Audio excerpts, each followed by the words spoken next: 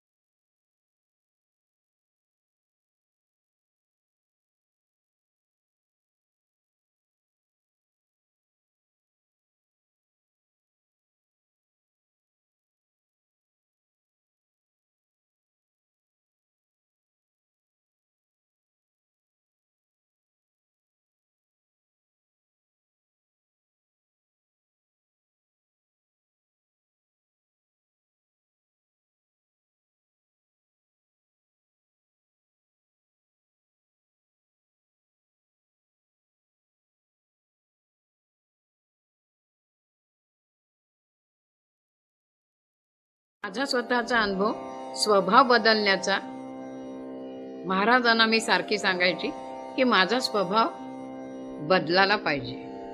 असं लोकांनी सांगून की आपला स्वभाव बदलत नसतो किंवा माझा स्वभाव खूप तापट आहे, मला असं जरा मनाविरुद्ध चालत नाही. मग मी काहीतरी म्हणजे माझ्या मनात चीडच येते. महाराजांना म्हटलं माझा स्वभाव बदलायला पाहिजे. आणि एकदा शेगावला गेलो त्या मगाशी सांगितले त्या पवारांबरोबर आणि ते सगळं आटपायला गेले. मला आंघोळ करायची होती. आंघोळ करायला मी बाथरूममध्ये गेले. आता दुसरं कोणी असतं का आपल्याबरोबर? आणि तिथे मी बोलायला लागले महाराजांच्या जवळ, अहो महाराज, माझा बघा स्वभाव इतका तापट आहे, म्हणजे मला स्वतःलाच कळतंय की ही गोष्ट आपण चुकीची करतो, तरी माझ्या हातनं केली जाते, लोकांना आवडायचं नाही. मी 100 ठिकाणी जाते, लोकांच्या घरी स्वयंपाकघरात जाऊन बसते आणि मला बोलायची वेळ येते, लोकांना काय काय सूचना करते, लोकांना नसतील आवडत आपल्या सूचना. त्यामुळे माझं हे आता स्वभावात माझ्या फरक व्हायला पाहिजे. तुम्हाला सांगते, असं मी म्हटलं आणि माझी आंघोळ झाली आणि मला ते पवार न्यायला आले मंदिरात चला म्हणून. तर मी गेले त्यांच्याबरोबर. गर्दी होती खूप.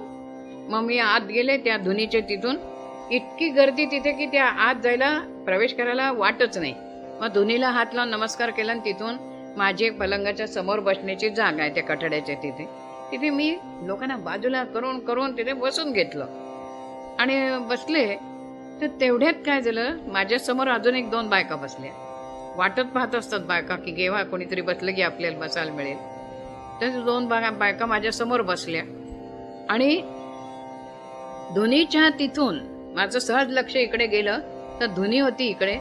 म्हणजे माझं तिकडे तिथून इथपर्यंत मी होते बघा, अंतर माझं. मी मांडी घालून बसलेली होते. त्या धुनीच्या तिथून एक माणसाने, असा बुटकासा होता, खूप उंच विंच असा नव्हता आणि फेटा होता त्याच्यावर, असं काळपट मळकट धोतर असतं त्याचा. त्या माणसाने माझ्या अंगावर म्हणजे मांडीवर एक कागद टाकला एवढा. फार वर्षापूर्वीचा जुना कागद होता. त्याची घडी घातलेली होती आणि ती घडी माझ्या मांडीवर टाकली. आता तिथून माझ्या इथे मांडीवर इतकी मध्ये गर्दी आहे तरी माझ्या मांडीवर तो कागद पडला. त्या समोरच्या बाई म्हणल्या, अहो ताई, तुमच्या मांडीवर कसला हो त्यांनी कागद टाकला? म्हणला आता बघते. म्हणजे तिकडे बघायला गेले तो माणूसही नाही नाहीसा झाला. आणि बघते म्हटलं आता त्याला काय वाटलं म्हणून माझ्या मांडीवर कागद टाकायचा. बघते तर त्याच्यावर एक श्लोक लिहिलेला आहे. तुम्ही पुष्कळ जण ते म्हणत असतील, आपल्या सवय लहानपणापासून म्हणायची. अहिल्या द्रौपदी सीता तारा मंडोदरी तथा पंचकन्या स्मरे नित्यम महापातकनाशनम. नुसता हा श्लोक लिहून थांबलेले नाही, त्याच्या खाली असं लिहिलंय, हा श्लोक रोज म्हणावा म्हणजे वृत्तीत फरक पडेल.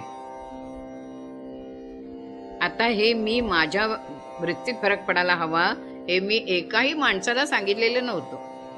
मग हा कागद माझ्या मांडीवर कसा आला? कुणाला कळलं की मला काहीतरी औषध म्हणजे उपाय हवाय. महाराजांनी समजून घेऊन हस्ते परहस्ते लिहून माझ्या मांडीवर कागद टाकला. समर्थ सद्गुरु श्री गजानन महाराज की जय. जय गजानन. श्री गजानन महाराज भक्त शिरोमणी परमपूज्य आदरणीय सुमतीताई बापट या 6 नोव्हेंबर रोजी माऊलीमध्ये विलीन झाल्या. म्हणजे खरं तर त्या स्वगृही गेल्या असंच म्हणावं लागेल. सुमतीताईसुद्धा नांदेडकर गुरुजींसारख्या अतिशय गजाननमय अशा भक्त होत्या. पहिल्यांदा जेव्हा मी त्यांच्याबद्दल ऐकलं तेव्हा आम्ही नांदेडकर गुरुजींना लगेच विचारलं होतं. खूप वर्षांपूर्वी, 20 वर्षांपूर्वीची गोष्ट असेल ही. आणि तेव्हा नांदेडकर गुरुजी म्हणाले होते की अगं, महाराजांचा वरदहस्त आहे त्यांच्या डोक्यावर, अतिशय निश्चिम भक्त आहेत महाराजांच्या. तेव्हापासून एक विशेष आदर ओढ त्यांच्याबद्दल होती. परंतु ताईंची आणि माझी पहिली भेट खरं तर परमपूज्य आदरणीय श्री नांदेडकर गुरुजी यांच्या सहस्त्रचंद्र दर्शन शांतीच्या वेळीही त्या उपस्थित होत्या.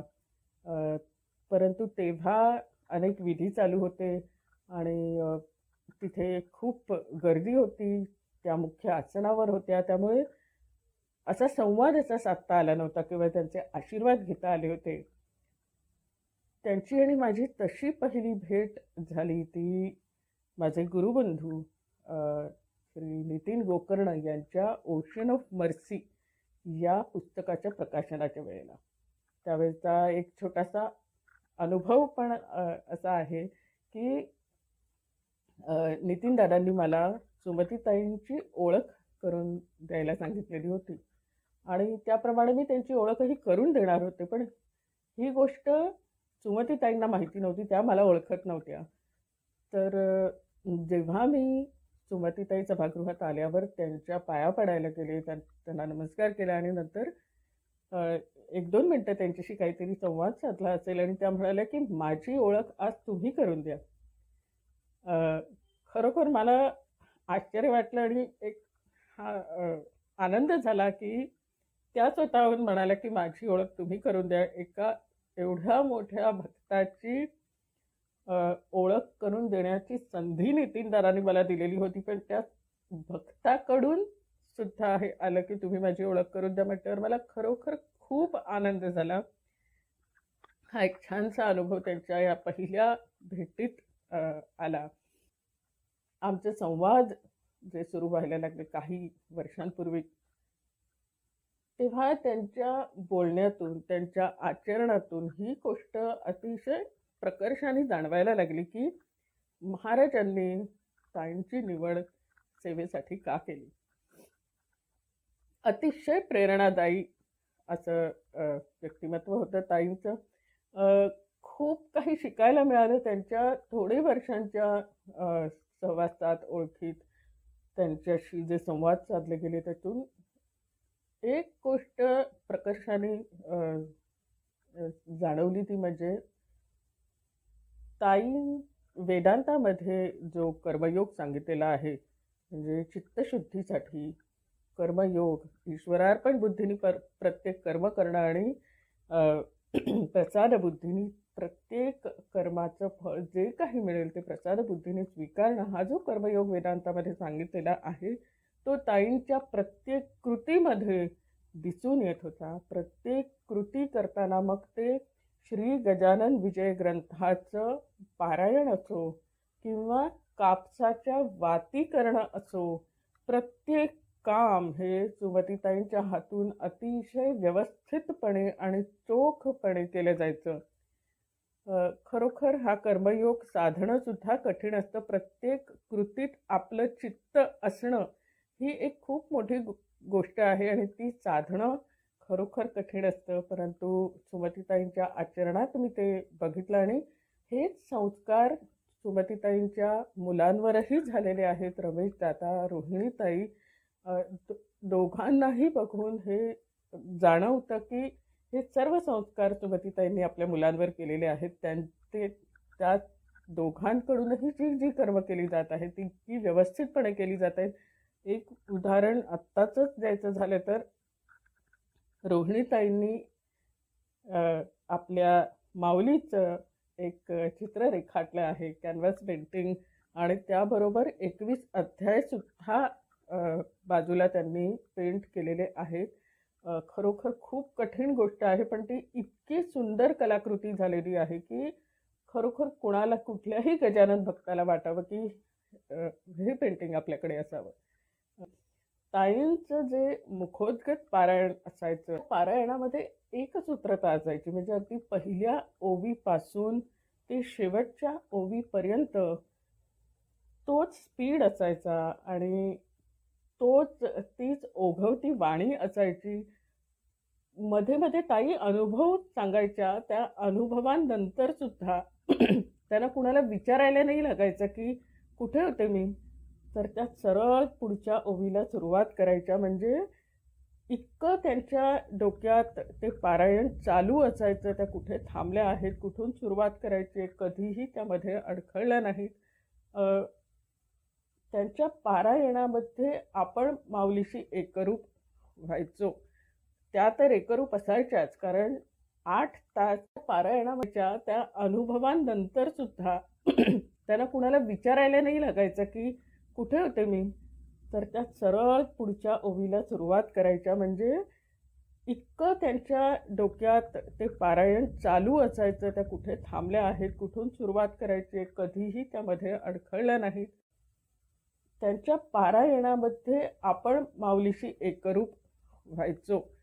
त्या तर एकरूप असायच्याच, कारण 8 तास एका जागी पाय न हलवता बसणं, ते सुद्धा वयाची 70-80 दशकं ओलांडल्यानंतर, हे खरोखर खूप कठीण गोष्ट आहे. कल्याणला श्री शेखर पदे यांच्या घरी जेव्हा ताईंचं पारायण झालं तेव्हा त्यांनी ते रेकॉर्ड केलं. खरोखर श्री पदे यांना वंदन करते. त्यांच्यामुळे आज ताईंचं रेकॉर्ड केलेलं पारायण आहे आणि ते श्री सुयश आपटे, म्हणजे ताईंचा भाचा, यांनी ठाण्याला जे राहतात त्यांनी ते यूट्यूबवर अपलोड केलं आणि म्हणून आज आपल्याला यूट्यूबवर ताईंचं हे पारायण, ते सुद्धा ताईंनी अनेक अनुभव सांगितलेले आहेत. 17व्या अध्यायात त्यांनी नांदेडकर गुरुजींचाही एक अनुभव छानसा सांगितलेला आहे.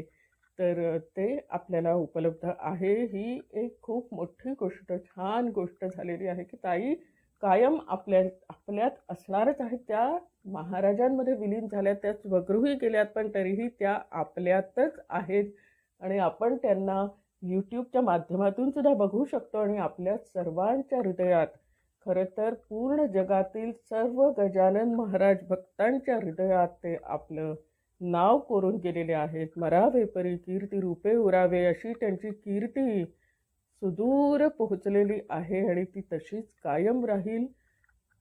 ताईंसारखी श्रद्धा आणि भक्ती आपल्यामध्ये सुद्धा दृढ होवो. महाराजांच्या प्रती, महाराजांच्या चरणी जी ताईंची श्रद्धा आणि भक्ती होती, तीच भक्ती आपल्यामध्ये आणि सर्व भक्तांमध्ये दृढ होवो, ही मी माऊली चरणी प्रार्थना करते. आणि एक छोटीशी श्रद्धांजली ही ताईंना अर्पण करण्याचा प्रयत्न केला. ताईंना सद्गती मिळालेलीच आहे. आपण सर्वांनी ताईंना श्रद्धांजली अर्पण करूया. जय गजानन.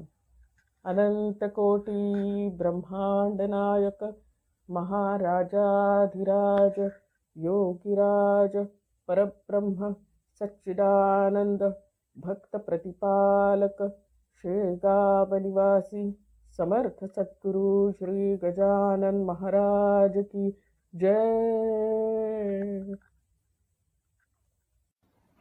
सुमती शंकर बापट हे गजानन महाराजांच्या भक्तगणांमधलं एक अग्रगण्य नाव.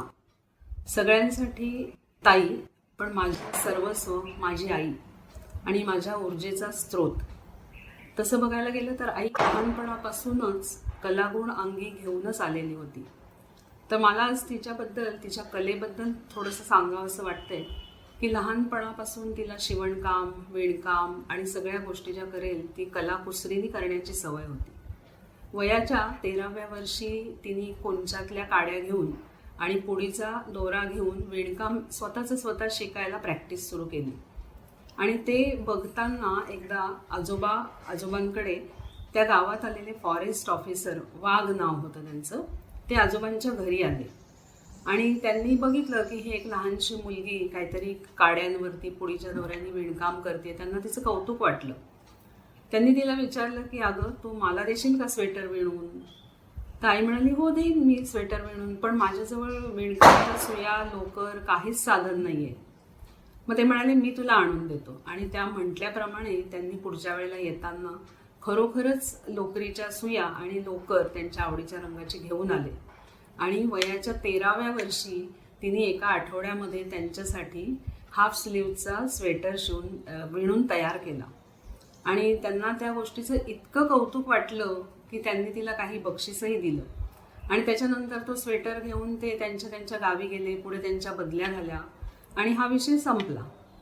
त्यानंतर एकदा गंमत अशी झाली की त्र्यंबकेश्वरला आई पारायणासाठी गेलेली होती आणि ज्या गुरुजींच्या घरी ती बसलेली होती त्याच वेळेला ते वाघ सुद्धा त्या गुरुजींच्या घरी आलेले होते. आणि आतल्या खोलीत ह्या सगळ्या बायका बसलेल्या आणि बाहेर सगळे पुरुष बसलेले होते. तर त्यावेळेला त्यांनी काहीतरी वावशीचा उल्लेख केला. तर वावशी म्हणजे आईचं माहेर. तर वावशी म्हटल्याबरोबर आईला असं वाटलं की वावशीचा उल्लेख कोण करतंय. मग तिने गुरुजींना विचारलं की वावशी कोण म्हणतंय हो. तर म्हणे, थांबा, जे गृहस्थ आले त्यांना मी घेऊन येतो. म्हणून ते घेऊन आले आणि त्यांनी आईला बघितलं, आईने त्यांना बघितलं. ही तब्बल 60 वर्षानंतरची गोष्ट.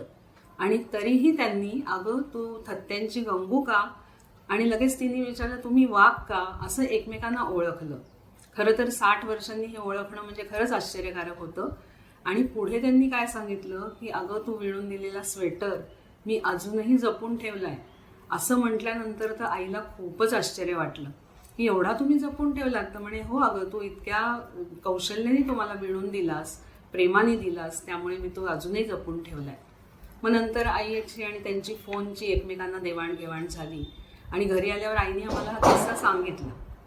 तो सांगितल्यानंतर त्याचा पाठपुरावा करून त्यांना विनंती केली की प्लीज तुम्ही हा स्वेटर आम्हाला द्या आम्हाला दोन्ही भावंडांना, मला आणि माझ्या भावाला तो बघायचा आहे. म्हणजे आमच्या आईची 13व्या वर्षी तिने केलेली कलाकुसर आम्हाला बघायची आणि तो स्वेटर आमच्यापर्यंत आला आणि आजही तो आम्ही सांभाळून आहोत. हे झालं तिचं कलाकौशल्य. तर हे फक्त विणकामाचं मी सांगितलं. ॲक्च्युली ती विणकाम, भरतकाम, पाककला तिची उत्तम होती. फुलांचे हार सुंदर करायची, वेण्या सुंदर करायची, असे बरेच कलागुण तिच्या अंगी होते. आणि लग्न झाल्यानंतर माझे वडील फार लवकर गेले. म्हणजे त्यावेळेला मी 7वी-8वीत असेल आणि माझा भाऊ 11वीला. तर आता तिचं शिक्षण नसल्यामुळे तिने आता काय करायचं, कुटुंब तर आपल्याला सगळं सांभाळायचं आहे, जबाबदारी तिच्यावर येऊन पडली. पण तिने अजिबात हार न मानता तिने ह्या सगळ्या कलाकौशल्यांच्या जोरावर, त्या कलागुणांवरच आम्हाला मोठं केलं. म्हणजे भरपूर दिवाळीचे पदार्थ, वेगवेगळ्या प्रकारचे पापड, चटण्या, लोणची, पुरणपोळ्या, गुळाच्या पोळ्या, त्याच्यानंतर वेगवेगळे क्रोशाची विणकामं, स्वेटरची विणकामं, शिवणकामं, भरपूर काम केलं आणि त्या जोरावरच आम्ही लहानाचे मोठे झालो. त्यामुळे जो कर्तृत्ववान आईचा ठसा माझ्या मनावर उमटलेला होता तो खूप जबरदस्त होता आणि आजही तो तेवढाच आहे. तर अशी जी कलागुणांनी भरलेली माझी आई आहे ना, त्याचं एक पेंटिंग पण मी केलं. म्हणजे ॲक्च्युली मी आत्ता माझ्या आई शेजारीच बसले. पेंटिंगमधून मी हे पोर्ट्रेट तिचं एक चितारलेलं आहे. हळूहळू ती 1967 सालापासून गजाननांच्या भक्तीमध्ये रमत गेली आणि तेही क्षेत्र तिने पादाक्रांत केलं. म्हणजे हळूहळू तिची साधारणपणे 73 साली पोथी पाठ झाली आणि 1973 ते आत्ता 2023 तब्बल 50 वर्ष तिने गजानन भक्तीतच रममाण झाल्यामुळे त्याच्यातलं तिचं जीवन अतिशय सुखदायक झालं. पण तरीसुद्धा ना कुठेतरी मला माझी कर्तृत्ववान आई जास्त जड वाटायची. ते पारडं मला जास्त जड वाटायचं. तर ह्याचा दाखला मला गजानन महाराजांनी कसा दाखवून दिला त्याची एक गोष्ट सांगते. की एकदा माझी मुलगी अहमदाबादहून नाशिकला आली होती आणि आई बराच मोठा दौरा करून माझ्याकडे आली होती. त्यामुळे आम्ही रात्री गप्पा मारत बसलो. साधारण 1:30-2 वाजून गेले तेव्हा आईच म्हणाली की हे बघा, आता आपण झोपूया, उरलेल्या गप्पा उद्या मारू. आणि मग आम्ही झोपलो. तर पहाटेच्या वेळी मला एक स्वप्न पडलं की माझ्या घरामध्ये गजानन महाराज आलेले आहेत. डायनिंग टेबलच्या खुर्चीमध्ये जेवायला बसलेत. मी तव्यावरची गरम गरम पोळी करते, माझी मुलगी त्यांना वाढते आणि एकीकडे ती माझ्या कानात कुजबुजली की अगं आई, साक्षात गजानन महाराज जेवायला आले आणि तू काय फक्त वरण भात भाजी पोळी म्हणे तू वाढलीस जेवायला, बाकी काही पदार्थ केले नाही. बाकीचे कोणी लोक यायचे असतील त्यावेळेला तू किती सागर संगीत सगळं करतेस.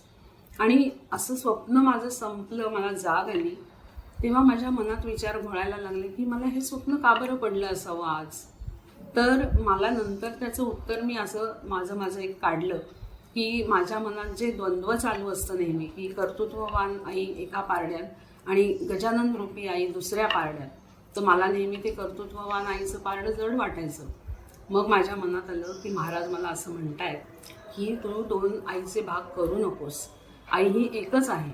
म्हणून मी त्या क्षणी ठरवलं की आज आपण छान आंघोळ करून सागर संगीत स्वयंपाक करायचा. मग स्नेहललाही उठवलं. तिला म्हटलं की आज आंघोळ करायची, दोघींनी मिळून उत्तम स्वयंपाक करायचा, कारण मी नंतर सांगेन. आणि त्याप्रमाणे आम्ही पुरी भाजी, मसाले भात, साधं वरण भात, चटणी, कोशिंबीर, तिला आवडते म्हणून रसमलाई, असा सगळा स्वयंपाक तयार केला. चांदीचं ताट घेतलं, रांगोळी काढली, फुलं ठेवली, तिला औक्षण केलं आणि तिला जेवायला बसवलं.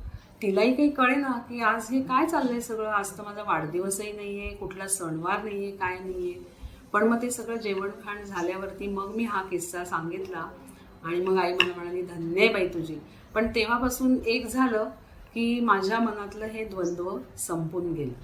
आई आता आमच्या सगळ्या स्थिरस्थावर होण्यानंतर फक्त गजानन महाराज एके गजानन महाराज ह्याच पद्धतीने तिचा जीवन प्रवास चालू होता. आणि एकदा असं झालं की ती खूप आजारी पडली. म्हणजे पारायण तिचं कॅन्सल करून ती घरी आली म्हटल्यानंतर तर मला खरंच धक्का बसला की ज्या अर्थी आईने पारायण कॅन्सल केलं आहे त्या अर्थी ती खूपच आजारी पडली आहे. मग तपासण्या झाल्या, सगळं झालं, रिपोर्ट्स आले, तर तिचे BP आणि शुगर या दोन्हीही आकड्यांनी उच्चांक गाठलेला होता. तरीही त्या परिस्थितीत ती मला काय म्हणाली की अगं थोडा धीर धर, 2 पाहुणे आले, त्यांना थोडंसं रमवायचं की ते जातील परत. मला तिच्या ह्या सगळ्या स्वभावाचं ना नेहमी आश्चर्य वाटत आलेलं आहे की किती खंबीरपणा तिच्यामध्ये आहे. आणि मग एकीकडे तिचे औषधोपचार, विश्रांती हे सगळं चालू होतं.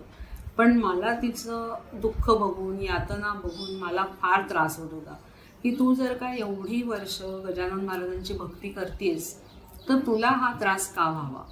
तेव्हा ती मला असं म्हणायची की हे देहाचे भोग आणि भक्ती ह्या दोन गोष्टी तू एकत्र करू नको, ते वेगळे आहेत दोन्ही, आणि ते देहाचे भोग हे प्रत्येकाला भोगावेच लागतात. पण तरीही मला मनाला कुठेतरी ते पटायचं नाही. मग मी तिला रोज विचारायला सुरुवात केली की तुला गजानन महाराज दिसले का, तुला त्यांनी काही सांगितलं का, तू त्यांना विचारलंस का, किंवा ते तुझ्याकडे बघतायत का, असे वेगवेगळे प्रश्न विचारून मी तिला खूपच भंडावून सोडलं होतं. आठवड्याभरानंतर असं झालं की मी तिला म्हटलं, आई मला ना तुझ्याशी काहीतरी बोलायचं आहे. तेव्हा तिला असं वाटलं असेल मनात की आता ही परत आपल्याला काहीतरी प्रश्न विचारणार. म्हणून ती मला म्हणाली की आधी तू बस, शांत बस, मी तुला सांगते आधी काय ते आणि मग तुझं ऐकते. मग तिने मला सांगितलं की मी पहाटे 5:30ला उठले, महाराजांच्या समोर गेले, पायाला अंगारा लावला, जो दुखरा पाय आहे तो माझा बरा व्हावा ही विनंती केली आणि त्यांना सांगितलंय, प्रार्थना केली आहे की तुम्ही जिथे असाल तिथून माझ्याकडे बघा आणि तुम्ही माझ्याकडे बघता आहात हे माझ्या मुलीला कळू दे, नाही तर माझं काय खरं नाही. आणि मी गादीवर येऊन जपाला बसलेली आहे, आता बोल तुला काय म्हणायचं ते. त्याच वेळेला म्हणजे ज्या वेळेला ती उठून ही महाराजांना प्रार्थना करत होती त्याच वेळेला मला डुलका लागून एक स्वप्न पडलं आणि त्याच्यामध्ये मला अथांग जलाशय दिसला, नितळ स्वच्छ पाणी, आणि ह्या काठावर एक वटवृक्ष मोठा वटलेला असा, आणि त्याच्या खाली महाराज मांडी घालून बसलेले आहेत आणि त्यांनी मला हात उंचावून सांगितलं की तो आहे. त्या क्षणी मला इतकं छान वाटलं आणि मला जाग आली, अरे हे तर स्वप्न आहे. पण मला काहीही झालं तरी हे मला जाऊन ताबडतोब आईला सांगायचं होतं. आणि मग मी हे स्वप्न आईला सांगितलं. मी गजानन महाराजांच्या समोर जाऊन उभी राहिले आणि त्यांची माफी मागितली की महाराज, मी असं खूप खूप म्हटलं, त्रासिक होऊन मी आईला सतावून सोडलेलं होतं, पण मला माफ करा. आणि आता तुम्ही आलेले आहात तर आई आमची चांगली होणारच याच्याबद्दल मला खूप खात्री आहे. तर मी इतकी भक्ती करत नसताना, मी रोजच्या रोज पोथी वाचत नसताना देखील आईच्या भक्तीच्या जोरावर मला महाराजांनी कसा अनुभव दिला याचं हे थोडक्यातलं वर्णन. आणि त्यामुळे मी माझी माऊली गजानन महाराज यांना त्रिवार वंदन करते.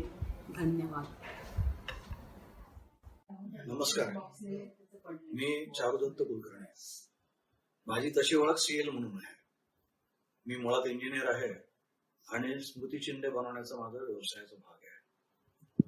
अनेक एक्सक्लुझिव्ह म्हणजे कार्यक्रमानुसार मी स्मृतिचिन्ह बनवतो आणि माझा आतापर्यंतचा अनुभव असा आहे की ते स्मृतिचिन्ह ज्याच्यासाठी बनतं हे त्याच्या नशिबाने, त्याच्या कॅरेक्टरनुसार हे आपोआप बनत जातं. सुहास जोशी, यशवंत जोशी हे आमचे कौटुंबिक मित्र. ताईंचा पारायणाचा 25वा वाढदिवस करायचा, या निमित्ताने त्यांना काहीतरी स्मृतिचिन्ह द्यावं असं त्यांच्या मनात आलं आणि त्यांनी मला सांगितलं. बऱ्यापैकी वेळ दिला होता. इन द मेन टाइम मी माझ्या बाकीच्या कामाच्या रगड्यामध्ये विसरून गेलो. काहीतरी मी बनवलं, आठवण आली म्हणून, आणि ते बघितल्यानंतर तिच्या चेहऱ्यावरती त्याचे एक्सप्रेशन जे काय झाले न आवडल्याचे, त्याला मला ते फार इन्सल्टिंग वाटलं. मी ते तसंच्या तसं परत घेऊन गेलो. ते म्हणे, अरे चांगलं झालंय, चांगलं झालंय, पण हे शेवटी कसं रिलेशनमुळे ते चांगलं झालं असं म्हणाले. ते मला कळालं होतं चेहऱ्यावरच्या एक्सप्रेशनवरून. ते स्मृतिचिन्ह जाऊन मी पूर्ण तोडून टाकलं आणि दुसऱ्या दिवशी माझ्या कारागिरीला घेऊन मी खुर्चीमध्ये शांतपणे बसलो आणि त्याला एक एक इन्स्ट्रक्शन देत गेलो. असं करत करत एका दिवसामध्ये संध्याकाळपर्यंत ते स्मृतिचिन्ह तयार झालं, कारण माझ्या हातामध्ये फक्त एक दिवस होता.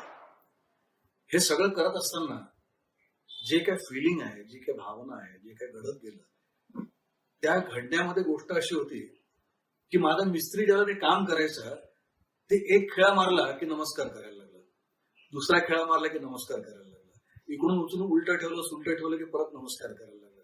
हे मी ऑब्झर्व करत होतो. त्यानंतर आमच्याकडे इंडस्ट्री इस्टेटमध्ये ज्या ठिकाणी माझं वर्कशॉप आहे त्या ठिकाणी अनेक माझे मित्र आहेत, त्यांच्या इंडस्ट्रीज आहेत. 60 इंडस्ट्रीचा कॉम्प्लेक्स आहे तो. येणारं जाणार प्रत्येक मनुष्य आम्ही काय नवीन करतो या उत्सुकतेने बघत असे. तिथे आलेलं प्रत्येक मनुष्य आहे तर ते बघायचं, त्याला नमस्कार करून बाहेर जायचं. हे मी अनुभवलेली गोष्ट आहे, यात अतिशय अजिबात अतिशयोक्ती नाही आहे. हे सगळं करत संध्याकाळी ते सगळं तयार झालं. सगळ्यात शेवटचं जे टाकलं त्याच्यामध्ये गजानन विजय ग्रंथ मी त्याच्यावरती ठेवला आणि गणगण गणात बोतेच्या नावाची पट्टी त्या चौरंगाच्या बाजूने फिरवली. आता तुम्ही फोटो बघितल्यानंतर तुमच्या लक्षात येईल की ह्याच्यामध्ये खाली चौरंग आहे. त्या चौरंगावरती मार्बलची गादी आहे, मार्बलची स्लॅब आहे. त्या स्लॅबवरती कमळ आहे आणि कमळावरती पावलं आहेत, पादुका नाही आहेत, पावलं आहेत.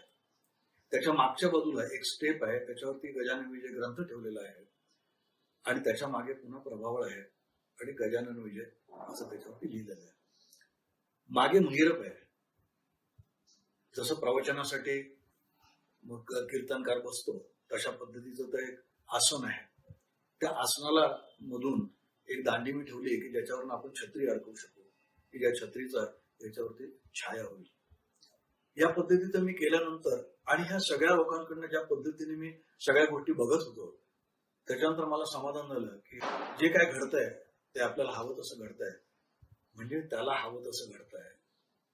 ताईंना जे द्यायला हवं आहे आपण तसं घडतंय, कारण ते त्यांच्या नशिबाने घडतंय. हे सगळं केलं. हे सगळं केल्यानंतर मी घरी आणलं. त्याच्यावरती मी शाल घातली, पांघरली आणि या दोघांना मी बोलवलं की तुम्ही आता घरी या आणि बघा. मी माझा कॅमेरा सज्ज केला, कारण माणसाची जी रिॲक्शन असते ना ती तिच्या डोळ्यामध्ये खरी खरी रिॲक्शन उतरत असते आणि ती इन्स्टंटली जी पहिली असते ती खरी असते. मी बाजूला उभा राहायचो आणि समोरच्या माणसाला म्हणत की तुम्ही याला बघा. मी फक्त त्यांच्या चेहऱ्याकडे बघा की त्यांची पहिली रिॲक्शन काय आहे, त्यांना खरंच आवडलं की नाही आवडलं, कारण त्यांच्या शब्दाला माझ्या दृष्टीने अजिबात किंमत नव्हती. यशवंतने त्याच्यावरची शाल बाजूला केली आणि ते बघताना रोहिणी, आम्ही तिला रोबा म्हणतो, आता तिचं नाव सुहास आहे, तिच्या चेहऱ्यावरती एक्सप्रेशन मी टिपलेलं आहे. तो पण फोटो आहे बघा याच्यामध्ये. ते मला पहिलं समाधान मिळालं. रादर दुसरं समाधान मिळालं. पहिलं बघत होतो की प्रत्येक जण येत होता रांगेने, नमस्कार करत होता आणि जात होता. ज्याच्या याच्याशी काय आहे याच्याशी काही संबंध नव्हता, कुणासाठी बनवतो याच्याशी काही संबंध नव्हता. ते फक्त जे आहे ते बघत होते आणि त्याला नमन करत होते आणि जात होते. हे सगळं झालं. दुसऱ्या दिवशी त्यांच्या घरी कार्यक्रम झाला. ताईंना ते दिल्या गेलं. ते दिल्यानंतर त्या क्षणी त्यांचा मला घरी फोन आला, तू जसा असशील तसा आत्ता मला तुझ्यासमोर माझ्यासमोर हवा आहे. मी तसं समोर आलो. त्यांच्या गुडघ्यावर डोकं टेकवलं. त्यांनी पाठीवरनं हात फिरवला. आम्ही दोघेही डसडसा रडत होतो त्यावेळेला समाधानाने. याहून अधिक काय पाहिजे असतं. ज्याला दिलंय आहे त्याला ते अप्रोप्रिएट आहे. त्यांच्या दृष्टीने ते गजानन महाराज होते. माझ्या दृष्टीने जे घडत होतं ते त्यांना काय हवं आहे ते आपोआप घडत होतं, मला सुचत होतं आणि ते केलं जात होतं. हा माझा जो अनुभव आहे हा अत्यंत प्रांजळ, खरा, जेणे आजही मी माझ्या गाठीशी अत्यंत जपून ठेवलेला अनुभव आहे. धन्यवाद. श्रद्धेय बापटताई अनंतामध्ये विलीन झाल्याचा समाचार प्राप्त झाला. ताईचा आम्हा सर्वांवर खूप प्रेम होतं. जागृतीला ताईच्या अनेक भेटी झाल्या. आम्हाला धैर्य देण्यामध्ये, परमार्थिक मार्गदर्शन करण्यामध्ये ताई सगळ्यात पुढे होत्या. ताई गेल्यामुळे एक फार मोठी पोकळी निर्माण झालेली आहे. शेवटपर्यंत जीवनामध्ये ताईंनी श्री गजानन महाराजांचं पोथी पारायण केलं. त्याचे शब्द अजूनही कानामध्ये आहेत. त्या श्री गजानन महाराजांमध्येच विलीन झालेले आहेत. त्यांच्या आत्म्याला शांती प्राप्त हो म्हणून जागृती भक्ताची त्यांना आदराची श्रद्धांजली. परमात्म्याच्या चरणी आम्ही प्रार्थना करतो की ताईचे आशीर्वाद कायम आमच्यावर राहो. जय श्री कृष्ण. जय गजानन. मी सौ अस्मिता केवले, अमरावती. दिनांक 6 नोव्हेंबर 2023 रोजी आदरणीय श्रीमती सुमतीताई बापट या श्री गजानन चरणी लीन झाल्या. माझे आईबाबा श्री जयंत व सौ संध्या नांदेडकर यांच्यामुळे मला ताईंचा सहवास लाभला. आम्हा नांदेडकर कुटुंबियांना ताईंचा सहवास लाभणे ही महाराजांची आमचेवर असलेली असीम कृपाच आहे. ताईंच्या बाबतीत एक दिव्य अनुभव तुम्हाला सांगू इच्छिते. साधारण 2012 ते 13 सालची गोष्ट. ताई दरवर्षी अकोला येथे श्री गजानन विजय ग्रंथ मुखोद्गत पारायणासाठी येत असत. माझे आईबाबा पण या पारायणाला हजर होते. माझ्या आईबाबांनी ताईंना अशी विनंती केली की अकोट येथे आमच्या घरी या, आम्हाला तुमची पाद्यपूजा करावयाची आहे. त्यावेळी माझी धाकटी बहीण पोलीस खात्यात अधिकारी आहे, ती अकोट येथे कार्यरत होती. ताईंनी विनंती लगेच मान्य केली आणि पाद्यपूजेस येण्यासाठी त्या तयार झाल्या. मग ठरलेल्या दिवशी ठरलेल्या वेळेवर अकोल्याहून ताई आणि त्यांच्यासोबत काही मंडळी अकोट येथे माझ्या माहेरी आले. आल्यानंतर माझे आईबाबा आणि माझी धाकटी बहीण रश्मी हिने ताईंची यथासांग पाद्यपूजा केली. पाद्यपूजनाचा सगळा सोहळा आटोपल्यानंतर ताई आणि त्यांच्याबरोबर आलेली मंडळी अकोल्याकडे निघून गेले. त्यानंतर घरात आपले दैनंदिन काम सुरू झाले. माझ्या बहिणीला ऑफिसमध्ये जायचे होते. तिने ऑफिसमध्ये जाताना आईला बॉटलमध्ये पाणी भरून मागितले आणि ते पाणी घेऊन ती ऑफिसकडे निघाली. तिथे पोहोचल्यानंतर तिने बॉटलमधले पाणी पिले. त्यावेळी तिच्या असं लक्षात आलं की त्या पाण्याला एक दिव्य सुगंध येत होता. त्या पाण्याचे तीर्थ बनले होते. तिला मोठे आश्चर्य वाटले. तिने घरी आईला फोन केला आणि विचारले की मला तू जे पाणी बॉटलमध्ये भरून दिलेस त्याला खूप सुगंध येतोय. मग आईलाही हे ऐकून आश्चर्य वाटले. त्यांनी घरी जे पाणी भरलं होतं ते सगळं पाणी बघितलं पिऊन, तर घरात पिण्याचं म्हणून जे काही पाणी भरलं होतं त्या संपूर्ण पाण्याला दिव्य सुगंध येत होता आणि ते संपूर्ण पाणी तीर्थ बनलं होतं.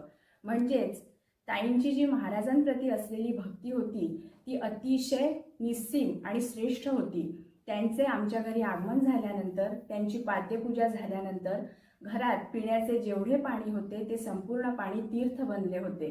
वेळेअभावी अधिक अनुभव सांगणं शक्य नाही, परंतु महाराजांचे चरणी ताईंना श्रद्धांजली अर्पण करताना एकच विनंती करेन की प्रत्येक गजानन भक्ताच्या मनात ताईंसारखी निस्सीम भक्ती निर्माण होऊ द्या. जय गजानन. गजानन. मी सौ माणिक इनामदार. बापट आजी म्हणजे तीर्थरूप आई यांचे आणि आमचे खूप घरच्यासारखे संबंध होते. त्यांचा मुलगा श्रीयुत रमेश बापट आणि माझे मिस्टर तुषार इनामदार हे दोघं वर्गमित्र. बापट आजींचे आमच्या घरी एकदा पारायण सुद्धा झाले. 5 तारखेला सर्व मित्रांची मंथली गेट टुगेदर संपवून जेव्हा माझे मिस्टर घरी आले तेव्हा त्यांनी मला सांगितले की अगं माणिक, बापट आजींना ना दवाखान्यात ॲडमिट केलंय, त्यांची तब्येत बरी नाही. खरं तर त्याच क्षणी त्यांना भेटायला जाणं खूप आवश्यक वाटत होतं, पण दुपारच्या गाडीने शेगावचं रिझर्वेशन झालं होतं. त्यामुळे मी सीमाला फोन केला. सीमा म्हणजे त्यांची सून, आणि त्यांची चौकशी केली आणि तेव्हाच ठरवलं की शेगावहून आलं की आता आपण पहिलं काम काय करायचं, तर आजींना भेटायला जायचं. याच विचारामध्ये आम्ही रेल्वे स्टेशनवर गेलो, गाडीत बसलो, प्रवास सुरू झाला आणि नंतर झोपही लागली गाडीमध्ये. त्यात असं डोळ्यासमोर दिसलं की मी मंदिरात प्रवेशद्वारात आम्ही सगळे आत जात आहोत आणि समोर बापटाजी बसलेले आहेत. आई समोर पाहून मला खूप छान वाटलं. त्या गजानन महाराजांची पोथी सतत तोंडाने बोलत होत्या आणि मी माझ्या मिस्टरांचा हात हलवून त्यांना म्हटलं, अहो तुमची काहीतरी चूक झाली, बापटाजी दवाखान्यात नाही, त्या तर इथे आहेत. आणि तत्क्षणी जाग आली. मी यांना उठवून सांगितलं, अहो मी आत्ता मंदिरात बापटाजींना पाहिलं, पण आपण तर रेल्वेत आहोत. सकाळी जेव्हा आम्ही मंदिरात दर्शनाला गेलो, समाधीचं दर्शन घेतलं आणि मंदिराच्या आवारामध्ये प्रदक्षिणा घालून फिरत असताना आम्हाला आजी महाराजांच्या चरणी लीन झाल्याचं कळलं. आई ज्यांच्यात आम्ही महाराजांना बघत होतो त्यांना भेटायला जायचं सोडून मी महाराजांचे दर्शन घ्यायला इथे आले होते आणि ज्यांना आपण महाराजच मानत होतो त्या आता महाराजांच्या चरणी लीन झाल्या होत्या. अशा या आपल्या आईंना भावपूर्ण आदरांजली. आदरणीय बापटताईंना श्रद्धांजली अर्पण करण्याकरता मी नाशिकहून सरस्वती श्रीपाद गलगले आपल्या सर्वांना भेटते आहे. बापटताईंनी आपल्या मुखोद्गत पारायणातून श्री गजानन महाराजांची भक्ती कशी करावी हे जणू आपल्याला शिकवलं. त्यांच्या पारायणातून सगळा महाराष्ट्र जणू जोडला गेला. ताईंचा आणि आमचा परिचय गेल्या 2 पिढ्यांचा. माझे सासरे प्रभाकर गलगले, सासूबाई प्रतिभाताई गलगले यांच्याशी त्यांचा विशेष स्नेह होता. तोच स्नेह, तेच प्रेम त्यांनी आमच्याशीही कायम ठेवलं. आत्ताच 26 तारखेला ताईंचा वाढदिवस झाला, तेव्हा आम्ही त्यांचे आशीर्वाद घेतले. त्यांना भेटलो, त्या आमच्याशी खूप प्रेमाने बोलल्या. हा आशीर्वादाचा हात एवढ्या लवकर दूर जाणार आहे याची आम्हाला पुसटशी सुद्धा कल्पना आली नाही. पण काय करणार, ईश्वर इच्छा बली असी. ताईंना मी आता माझ्या कवितेतून श्रद्धांजली अर्पण करते.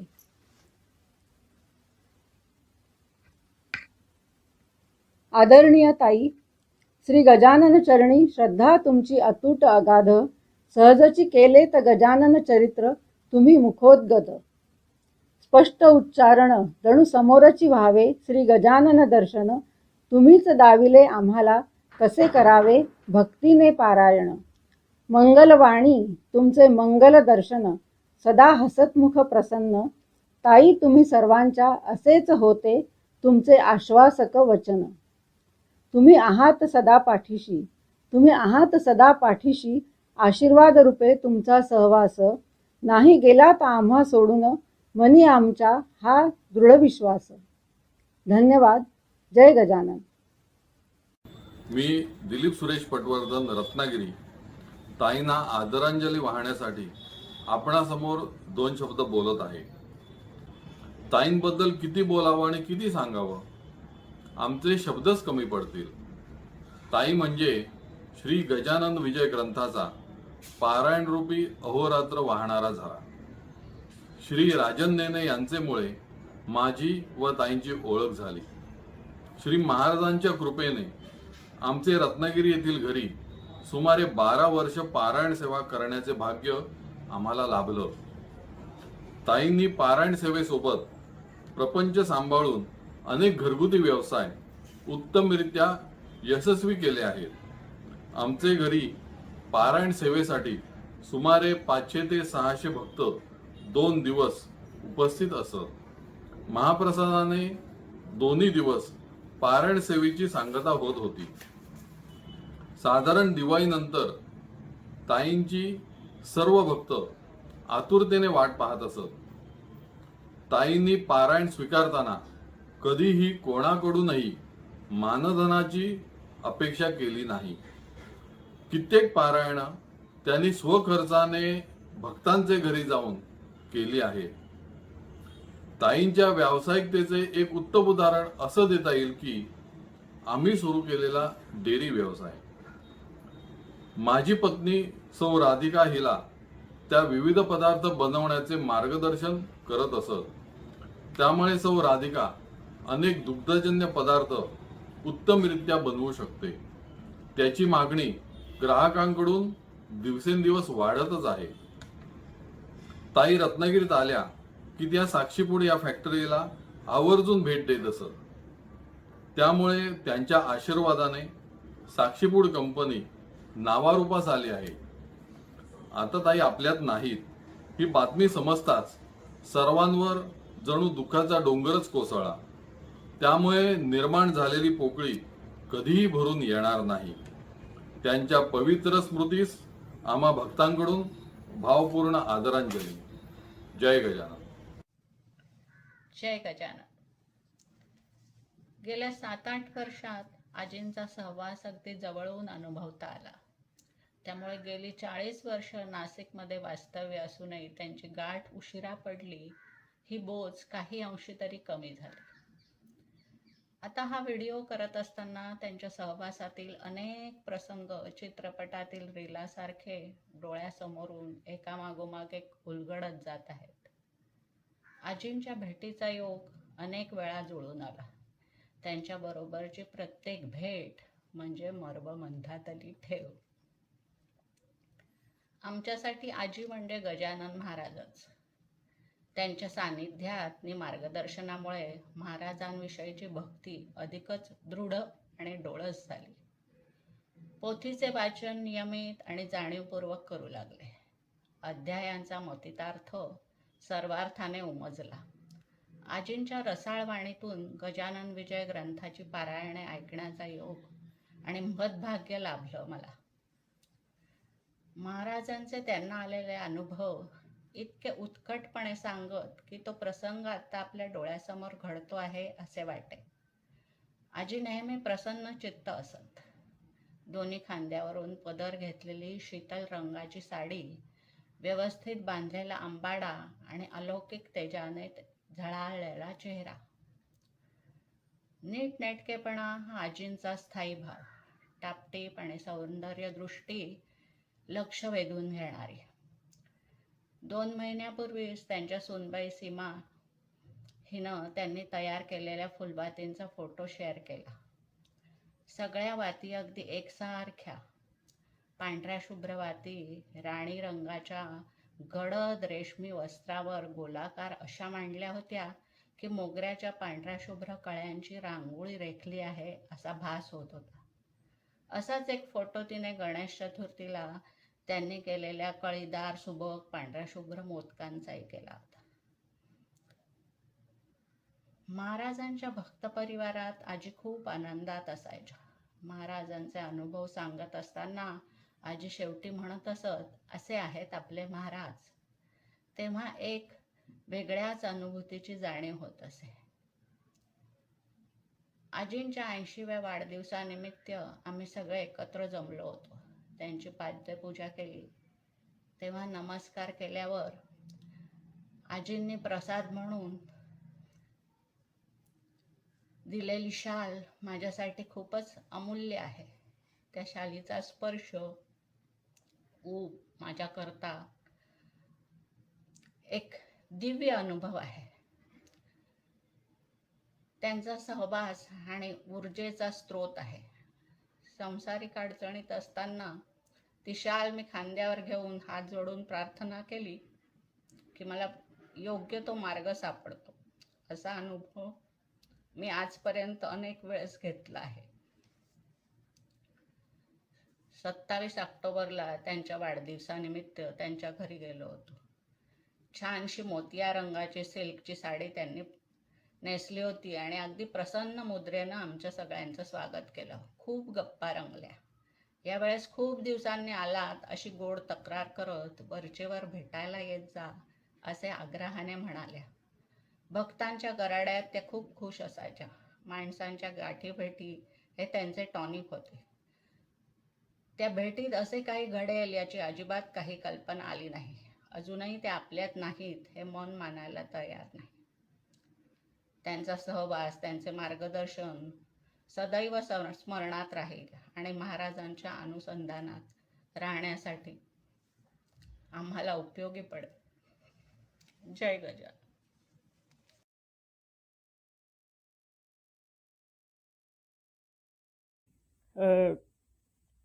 कल्याणला श्री शेखर पदे यांच्या घरी जेव्हा ताईंचं पारायण झालं तेव्हा त्यांनी ते रेकॉर्ड केलं.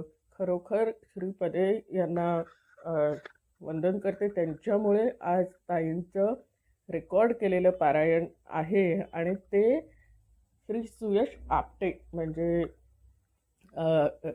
ताईंचा भाचा यांनी ठाण्याला जे राहतात त्यांनी ते यूट्यूबवर अपलोड केलं आणि म्हणून आज आपल्याला यूट्यूबवर ताईंचं हे पारायण, ते सुद्धा ताईंनी अनेक अनुभव सांगितलेले आहेत. 17व्या अध्यायात त्यांनी नांदेडकर गुरुजींचाही एक अनुभव छानसा सांगितलेला आहे. तर ते आपल्याला उपलब्ध आहे. ही एक खूप मोठी गोष्ट, छान गोष्ट झालेली आहे की ताई कायम आपल्यात असणारच आहेत. त्या महाराजांमध्ये विलीन झाल्यात, त्या स्वगृही गेल्यात, पण तरीही त्या आपल्यातच आहेत आणि आपण त्यांना यूट्यूबच्या माध्यमातून सुद्धा बघू शकतो. आणि आपल्या सर्वांच्या हृदयात, खरं तर पूर्ण जगातील सर्व गजानन महाराज भक्तांच्या हृदयात ते आपलं नाव कोरून गेलेले आहेत. मरावे परी कीर्ती रूपे उरावे अशी त्यांची कीर्ती सुदूर पोहोचलेली आहे आणि ती तशीच कायम राहील. ताईंसारखी श्रद्धा आणि भक्ती आपल्यामध्ये सुद्धा दृढ होवो. महाराजांच्या प्रती, महाराजांच्या चरणी जी ताईंची श्रद्धा आणि भक्ती होती, तीच भक्ती आपल्यामध्ये आणि सर्व भक्तांमध्ये दृढ होवो ही मी माऊली चरणी प्रार्थना करते. आणि एक छोटीशी श्रद्धांजली ही ताईंना अर्पण करण्याचा प्रयत्न केला.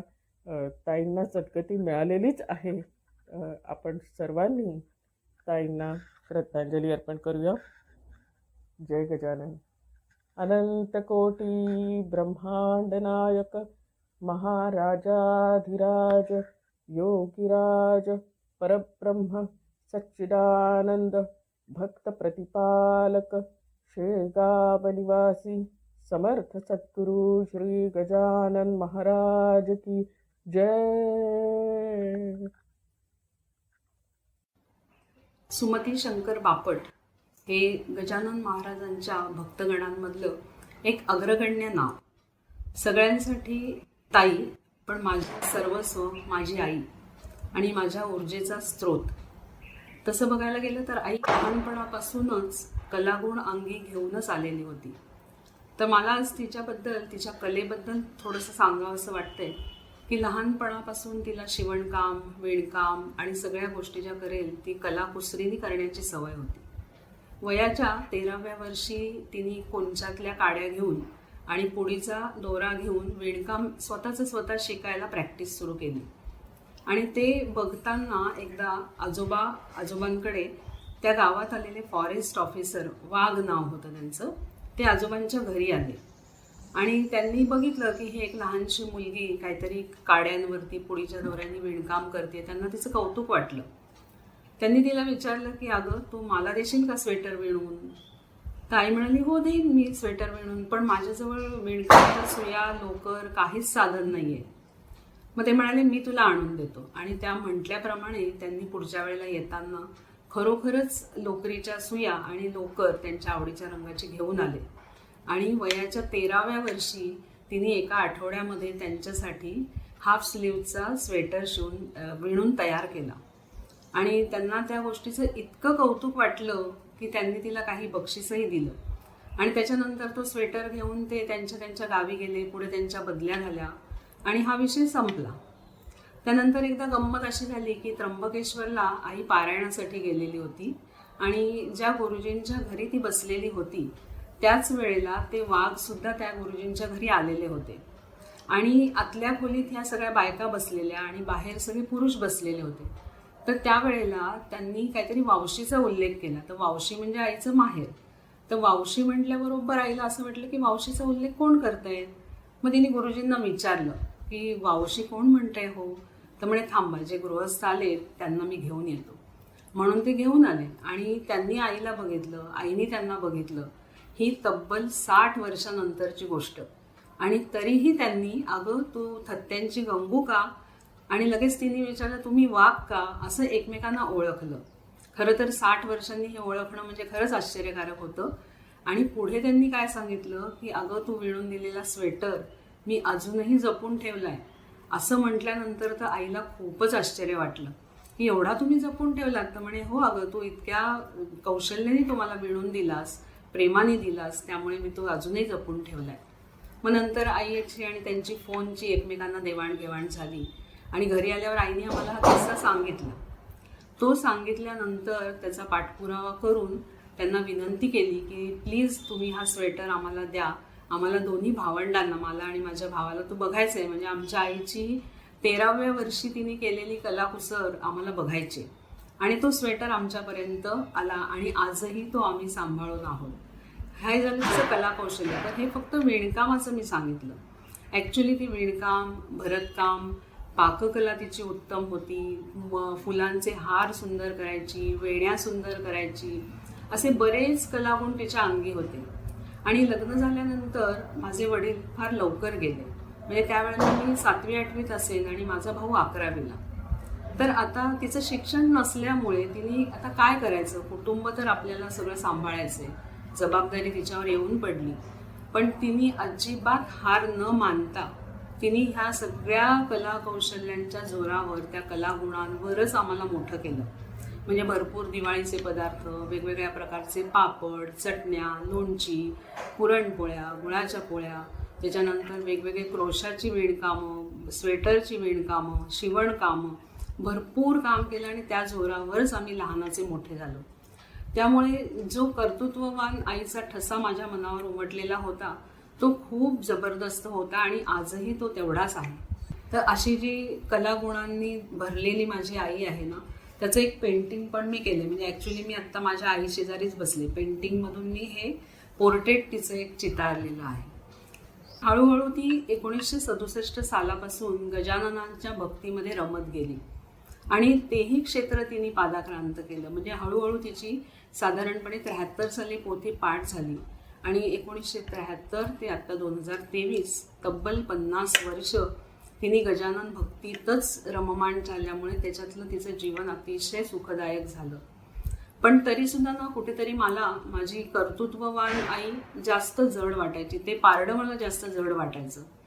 तर ह्याचा दाखला मला गजानन महाराजांनी कसा दाखवून दिला त्याची एक गोष्ट सांगते की एकदा माझी मुलगी अहमदाबादहून नाशिकला आली होती आणि आई बराच मोठा दौरा करून माझ्याकडे आली होती. त्यामुळे आम्ही रात्री गप्पा मारत बसलो. साधारण 1:30-2 वाजून गेले तेव्हा आईच म्हणाली की हे बघा आता आपण झोपूया, उरलेल्या गप्पा उद्या मारू. आणि मग आम्ही झोपलो.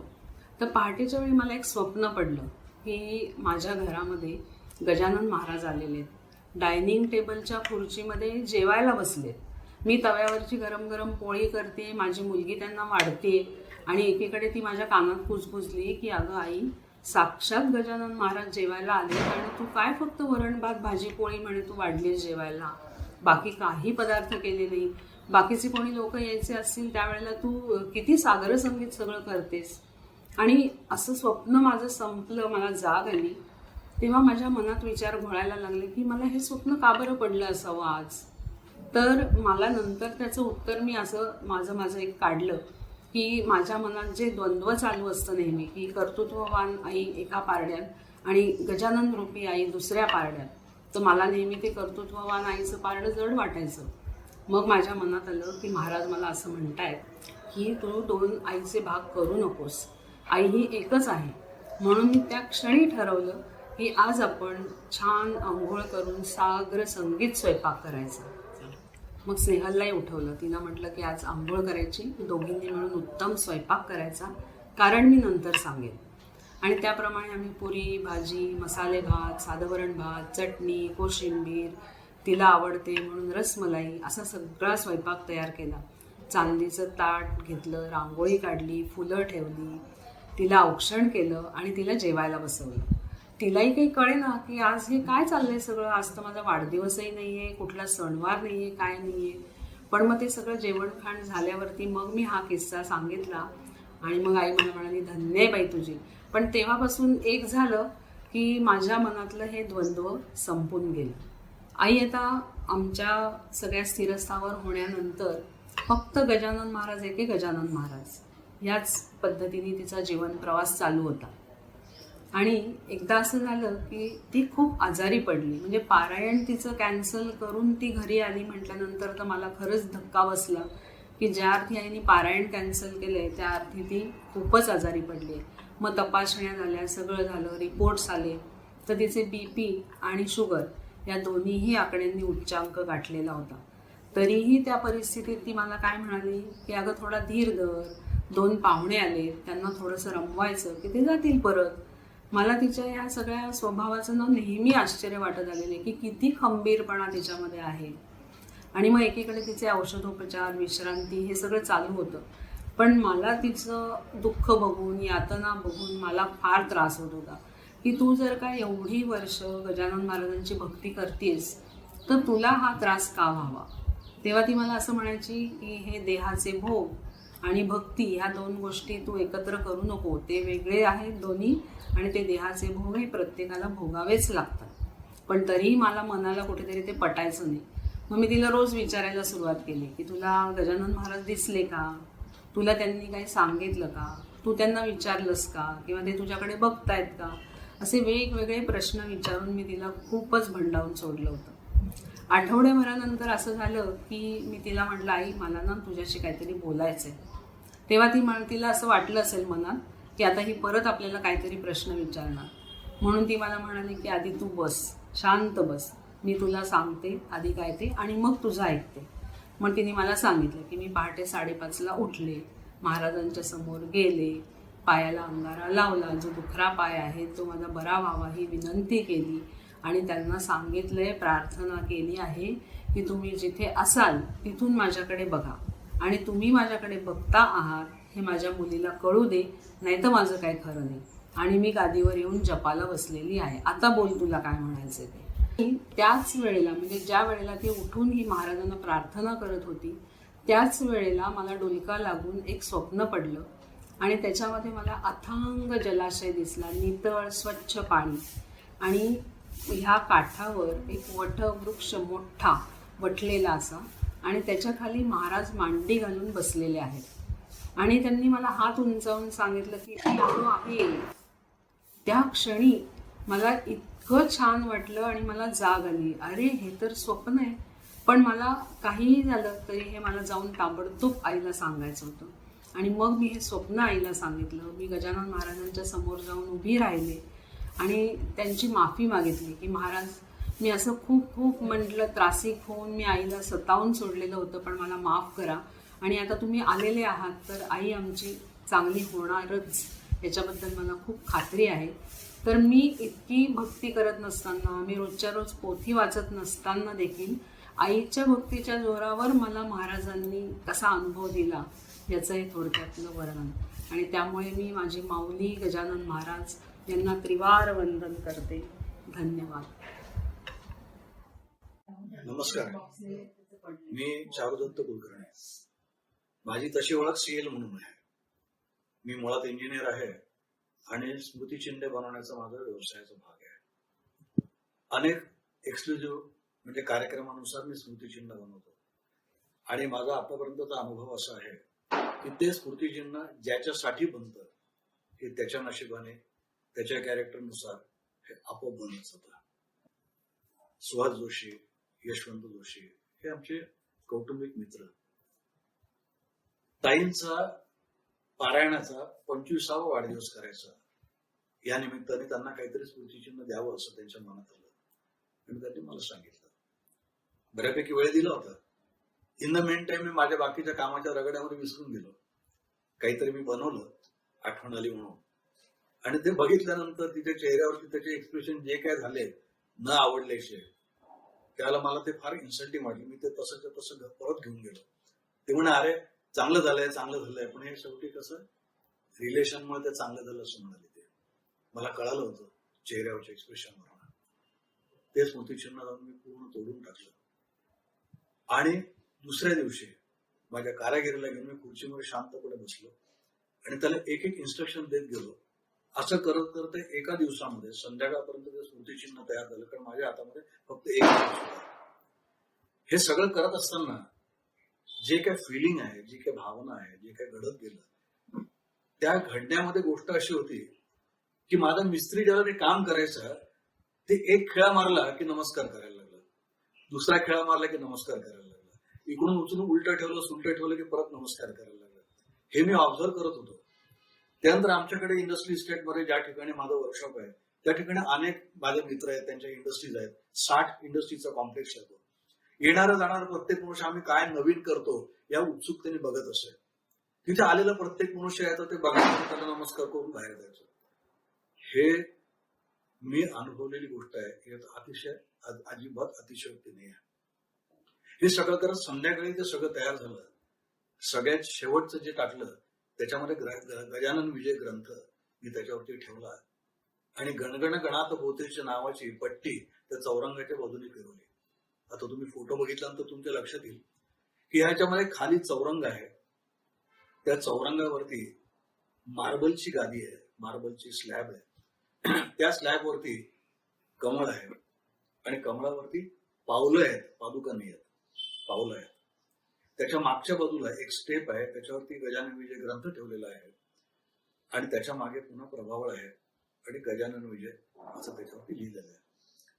मागे महिरप आहे जसं प्रवचनासाठी मग कीर्तनकार बसतो तशा पद्धतीचं तर एक आसन आहे. त्या आसनाला मधून एक दांडी मी ठेवली की ज्याच्यावरून आपण छत्री अडकवू शकू, की ज्या छत्रीचा याच्यावरती छाया होईल. या पद्धतीचं मी केल्यानंतर आणि ह्या सगळ्या लोकांकडनं ज्या पद्धतीने मी सगळ्या गोष्टी बघत होतो त्याच्यानंतर मला समाधान झालं की जे काय घडतंय ते आपल्याला हवं तसं घडतंय, म्हणजे त्याला हवं तसं घडतंय. ताईंना जे द्यायला हवं आहे आपण तसं घडतंय, कारण ते त्यांच्या नशिबाने घडतंय. हे सगळं केलं. हे सगळं केल्यानंतर मी घरी आणलं. त्याच्यावरती मी शाल घातली, पांघरली आणि या दोघांना मी बोलवलं की तुम्ही आता घरी या आणि बघा. मी माझा कॅमेरा सज्ज केला, कारण माणसाची जी रिॲक्शन असते ना ती तिच्या डोळ्यामध्ये खरी खरी रिॲक्शन उतरत असते. ती इन्स्टंटली जी पहिली असते ती खरी असते. मी बाजूला उभा राहायचो आणि समोरच्या माणसाला म्हणायचं की तुम्ही याला बघा. मी फक्त त्यांच्या चेहऱ्याकडे बघा की त्यांची पहिली रिॲक्शन काय आहे, त्यांना खरंच आवडलं की नाही आवडलं, कारण त्यांच्या शब्दाला माझ्या दृष्टीने अजिबात किंमत नव्हती. यशवंतने त्याच्यावरची शाल बाजूला केली आणि ते बघताना रोहिणी, आम्ही तिला रोबा म्हणतो, आता तिचं नाव सुहास आहे, तिच्या चेहऱ्यावरचे एक्सप्रेशन मी टिपलेलं. तो पण फोटो आहे बघा याच्यामध्ये. ते मला पहिलं समाधान मिळालं. रादर दुसरं समाधान मिळालं. पहिलं बघत होतो की प्रत्येक जण येत होता रांगेने, नमस्कार करत होता आणि जात होता. ज्याच्या याच्याशी काय आहे याच्याशी काही संबंध नव्हता, कुणासाठी बनवतो याच्याशी काही संबंध नव्हता. ते फक्त जे आहे ते बघत होते आणि त्याला नमन करत होते आणि जात होते. हे सगळं झालं. दुसऱ्या दिवशी त्यांच्या घरी कार्यक्रम झाला. ताईंना ते दिल्या गेलं. ते दिल्यानंतर त्या क्षणी त्यांचा मला घरी फोन आला, तू जसा असशील तसा आत्ता मला तुझ्यासमोर माझ्यासमोर हवा आहे. मी तसं समोर आलो. त्यांच्या गुडघ्यावर डोकं ठेवलं, त्यांनी पाठीवरनं हात फिरवला. आम्ही दोघेही डसडसा रडत होतो त्यावेळेला समाधानाने. याहून अधिक काय पाहिजे असतं. ज्याला दिलंय आहे त्याला ते अप्रोप्रिएट आहे. त्यांच्या दृष्टीने ते गजानन महाराज होते. माझ्या दृष्टीने जे घडत होतं ते त्यांना काय हवं आहे ते आपोआप घडत होतं, मला सुचत होतं आणि ते केलं जात होतं. हा माझा जो अनुभव आहे हा अत्यंत प्रांजळ, खरा, जेणे आजही मी माझ्या गाठीशी अत्यंत जपून ठेवलेला अनुभव आहे. धन्यवाद. श्रद्धेय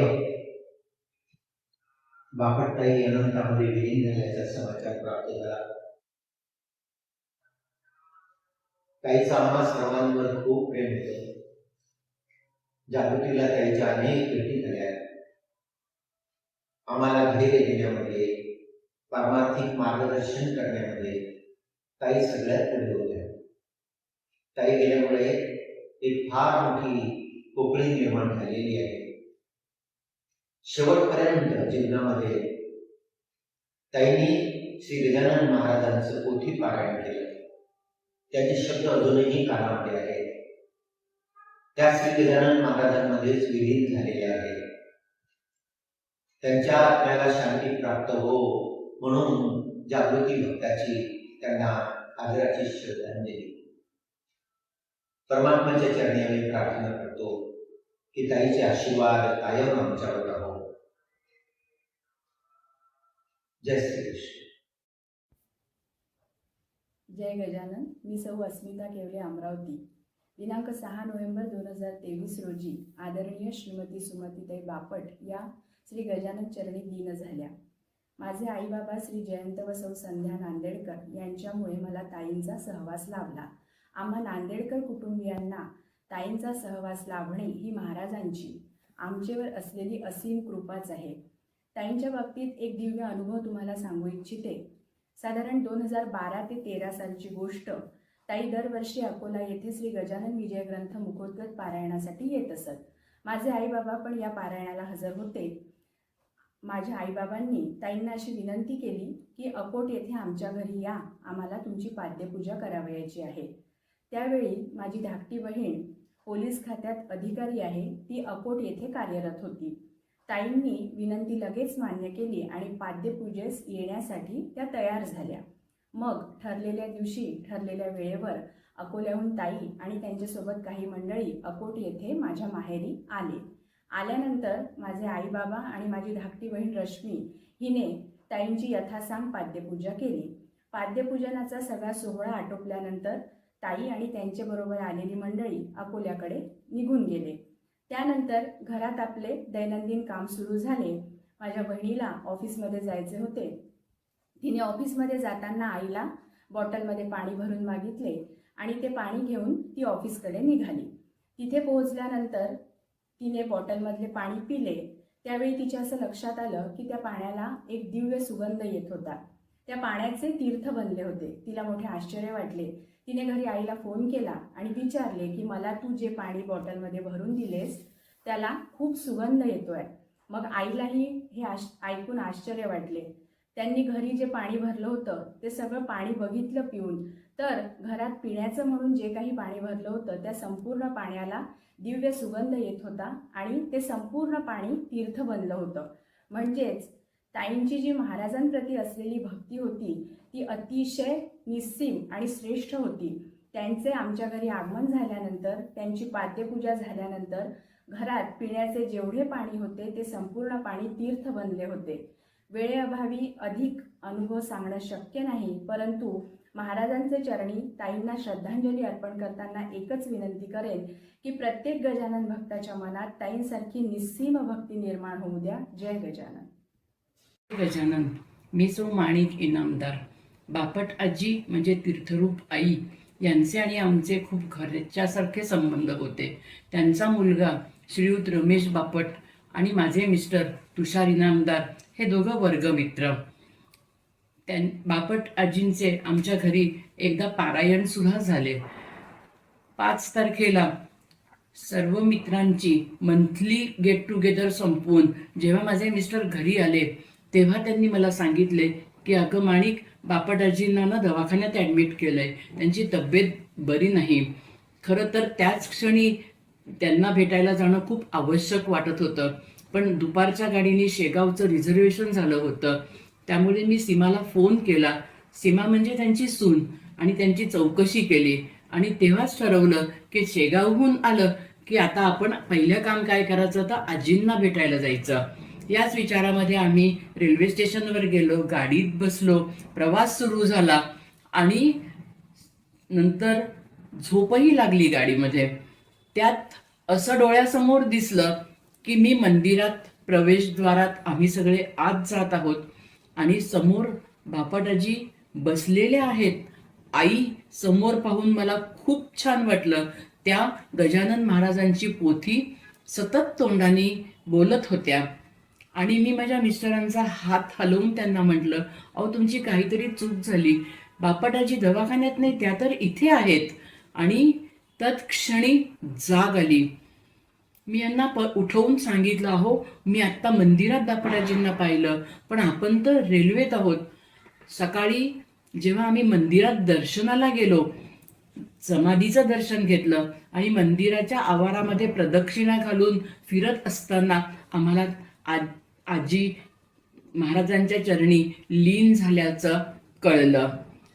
आई ज्यांच्यात आम्ही महाराजांना बघत होतो त्यांना भेटायला जायचं सोडून मी महाराजांचे दर्शन घ्यायला इथे आले होते आणि ज्यांना आपण महाराजच मानत होतो त्या आता महाराजांच्या चरणी लीन झाल्या होत्या. अशा या आपल्या आईंना भावपूर्ण आदरांजली. आदरणीय बापटताईंना श्रद्धांजली अर्पण करण्याकरता मी नाशिकहून सरस्वती श्रीपाद गलगले आपल्या सर्वांना भेटते आहे. बापटताईंनी आपल्या मुखोद्गत पारायणातून श्री गजानन महाराजांची भक्ती कशी करावी हे जणू आपल्याला शिकवलं. त्यांच्या पारायणातून सगळा महाराष्ट्र जणू जोडला गेला. ताईंचा आणि आमचा परिचय गेल्या 2 पिढ्यांचा. माझे सासरे प्रभाकर गलगले, सासूबाई प्रतिभाताई गलगले यांच्याशी त्यांचा विशेष स्नेह होता. तोच स्नेह, तेच प्रेम त्यांनी आमच्याशीही कायम ठेवलं. आत्ताच 26 तारखेला ताईंचा वाढदिवस झाला, तेव्हा आम्ही त्यांचे आशीर्वाद घेतले. त्यांना भेटलो, त्या आमच्याशी खूप प्रेमाने बोलल्या. हा आशीर्वादाचा हात एवढ्या लवकर दूर जाणार आहे याची आम्हाला पुसटशी सुद्धा कल्पना आली नाही. पण काय करणार, ईश्वर इच्छा बली असी. ताईंना मी आता माझ्या कवितेतून श्रद्धांजली अर्पण करते.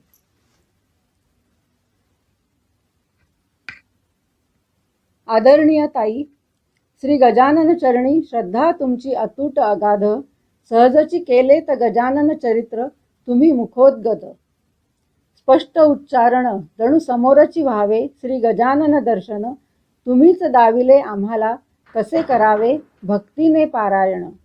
मंगलवाणी तुमचे मंगल दर्शन, सदा हसतमुख प्रसन्न, ताई तुम्ही सर्वांच्या असेच होते तुमचे आश्वासक वचन.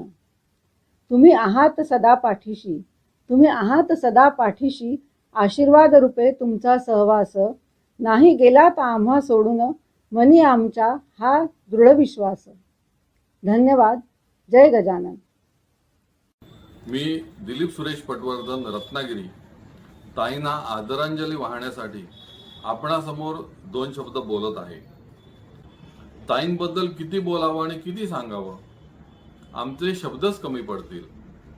ताई म्हणजे श्री गजानन विजय ग्रंथाचा पारायण रूपी अहोरात्र वाहणारा झरा. श्री राजन नेने यांचेमुळे माझी व ताईंची ओळख झाली.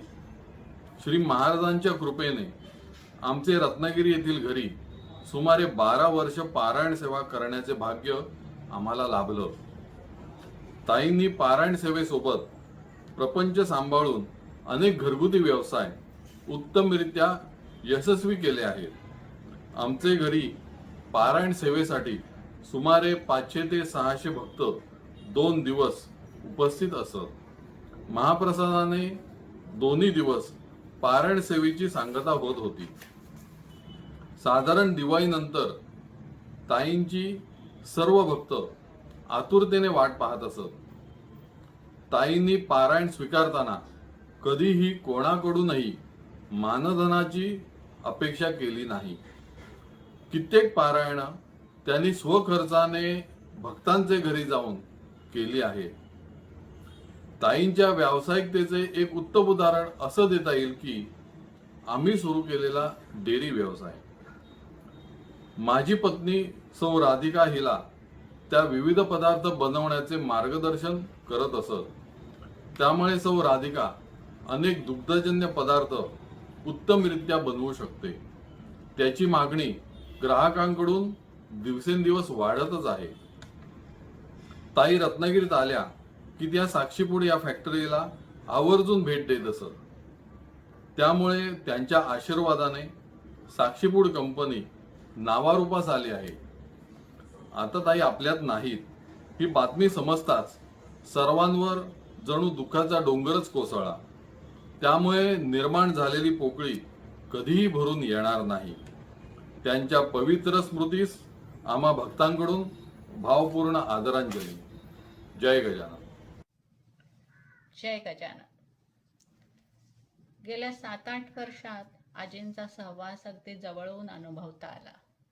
त्यामुळे गेली 40 वर्ष नाशिकमध्ये वास्तव्य असूनही त्यांची गाठ उशिरा पडली ही बोच काही अंशी तरी कमी झाली. आता हा व्हिडिओ करत असताना त्यांच्या सहवासातील अनेक प्रसंग चित्रपटातील रीलासारखे डोळ्यासमोरून एकामागोमाग एक उलगडत जात आहेत. आजींच्या भेटीचा योग अनेक वेळा जुळून आला. त्यांच्याबरोबरची प्रत्येक भेट म्हणजे मर्ममंधातली ठेव. आमच्यासाठी आजी म्हणजे गजानन महाराजच. त्यांच्या सानिध्यात आणि मार्गदर्शनामुळे महाराजांविषयीची भक्ती अधिकच दृढ आणि डोळस झाली. पोथीचे वाचन नियमित आणि जाणीवपूर्वक करू लागले. अध्यायांचा मतितार्थ सर्वार्थाने उमजला. आजींच्या रसाळ वाणीतून गजानन विजय ग्रंथाची पारायणे ऐकण्याचा योग आणि महद्भाग्य लाभलं मला. महाराजांचे त्यांना आलेले अनुभव इतके उत्कटपणे सांगत की तो प्रसंग आता आपल्या डोळ्यासमोर घडतो आहे असे वाटे. आजी नेहमी प्रसन्न चित्त असत. दोन्ही खांद्यावरून पदर घेतलेली शीतल रंगाची साडी, व्यवस्थित बांधलेला आंबाडा आणि अलौकिक तेजाने झळाळलेला चेहरा. नीटनेटकेपणा हा आजींचा स्थायी भाव. टापटीप आणि सौंदर्य दृष्टी लक्ष वेधून घेणारी. 2 महिन्यापूर्वीच त्यांच्या सूनबाई सीमा हिनं त्यांनी तयार केलेल्या फुलबातींचा फोटो शेअर केला. सगळ्या वाती अगदी एकसारख्या पांढऱ्या शुभ्र वाती राणी रंगाच्या गडद रेशमी वस्त्रावर गोलाकार अशा मांडल्या होत्या की मोगऱ्याच्या पांढऱ्या शुभ्र कळ्यांची रांगोळी रेखली आहे असा भास होत होता. असाच एक फोटो तिने गणेश चतुर्थीला त्यांनी केलेल्या कळीदार सुबक पांढऱ्या शुभ्र मोदकांचाही केला होता. महाराजांच्या भक्त परिवारात आजी खूप आनंदात असायच्या. महाराजांचे अनुभव सांगत असताना आजी शेवटी म्हणत असत, असे आहेत आपले महाराज. तेव्हा एक वेगळ्याच अनुभूतीची जाणीव होत असे. आजींच्या 80व्या वाढदिवसानिमित्त आम्ही सगळे एकत्र जमलो होतो. त्यांची पाद्यपूजा केली. तेव्हा नमस्कार केल्यावर आजींनी प्रसाद म्हणून दिलेली शाल माझ्यासाठी खूपच अमूल्य आहे. त्या शालीचा स्पर्श ऊब माझ्याकरता एक दिव्य अनुभव आहे. त्यांचा सहवास आणि ऊर्जेचा स्रोत आहे. संसारिक अडचणीत असताना ती शाल मी खांद्यावर घेऊन हात जोडून प्रार्थना केली की मला योग्य तो मार्ग सापडतो. असा अनुभव मी आजपर्यंत अनेक वेळेस घेतला आहे.